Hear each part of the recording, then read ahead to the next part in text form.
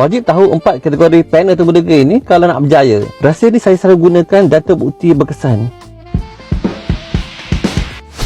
Hari ini saya kongsikan rahsia bagaimana saya gunakan 4 kategori ini untuk pikat mungkin bakal majikan kita ke, majikan kita, klien, dan juga untuk pikat bakal pasangan kita. Perlu ada satu strategi yang terbaik dalam masa yang singkat. Nak cari kerja ni umpama kita memancing, dan juga nak pikat bakal pasangan kita. Perlu tahu kecenderungan panel temuduga kita. Panel temuduga kita berbahagikan kepada 4 kategori, iaitu visual, mereka peka melalui rangsangan penglihatan; auditory, mereka peka melalui rangsangan pendengaran; kinestetik, dan kita tak suka dengar, tak suka lihat, tapi mereka lebih suka melihat apa yang mampu kita lakukan.